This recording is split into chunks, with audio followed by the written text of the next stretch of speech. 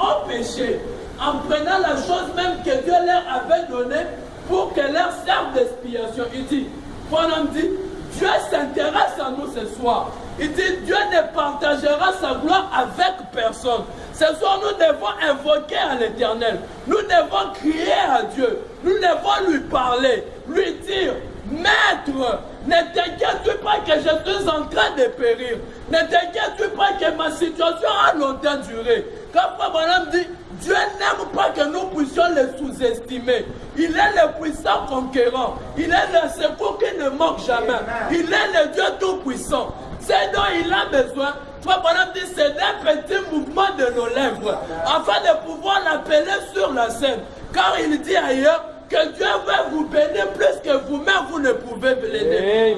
Dieu peut vous donner le Saint-Esprit plus que vous-même, vous le désirez. Il suffit juste de satisfaire à ses exigences. Il suffit juste de venir à Dieu avec un cœur sincère, avec un cœur repentant, demandant que Dieu nous fasse grâce afin qu'il puisse descendre et agir. Paul m'ajoute ceci. Paragraphe 68, il dit, et il ne manque jamais d'accomplir ce qu'il a promis. Comme madame dit, Dieu ne manque jamais d'accomplir ce qu'il a promis. À un moment donné, j'étais jeune et maintenant je suis vieux. Je ne l'ai jamais vu manquer à sa parole. Quelle est la situation qui te tourmente ce soir? Quel est ce problème que Dieu ne peut pas résoudre ce soir? Pour moi, dit, je n'ai jamais vu Dieu manquer à quelque chose. Car mon homme dit, si Dieu n'accomplit pas sa parole, alors il n'est pas Dieu. Si Dieu ne tient pas sa parole, alors il n'est pas Dieu. Mais si Dieu tient à sa parole, il doit sans doute accomplir ses promesses. Amen. Maintenant, la question qui est posée ce soir, qui peut crier à l'Éternel pour lui dire, Maître, ne t'inquiète-tu pas de nous? Quand est-ce qu'on peut crier à Dieu?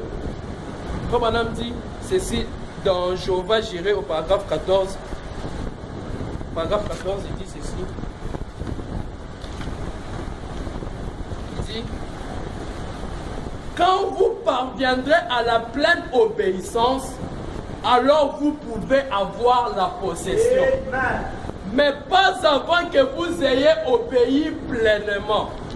C'est ainsi les gens viennent à Dieu, ils demandent à Dieu quelque chose, mais en retour, ils n'ont pas satisfait aux exigences de Dieu.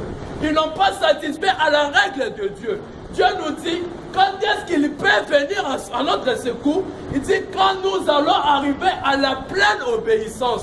Obéissance à quoi? Obéissance à sa parole. Sa parole qui dit, c'est lui qui aime le monde et les choses du monde, l'amour de Dieu n'habite point en lui. Mais toi, tu es attaché avec ses péchés, tu es attaché avec ses mensonges, tu es attaché avec ses vols et tu as besoin que Dieu puisse agir. Laisse-moi te dire ce soir que tu te trompes, car la condition est là. Mon homme dit, quand vous arriverez à la pleine obéissance, il dit, vous devez abandonner complètement vos propres idées, votre propre volonté, votre pensée, et laisser la pensée de Christ agir. Quand est-ce que Dieu peut agir? Quand nous pouvons abandonner nos propres idées, quand nous pouvons abandonner tous les plaisirs du monde et tourner les regards vers Jésus-Christ.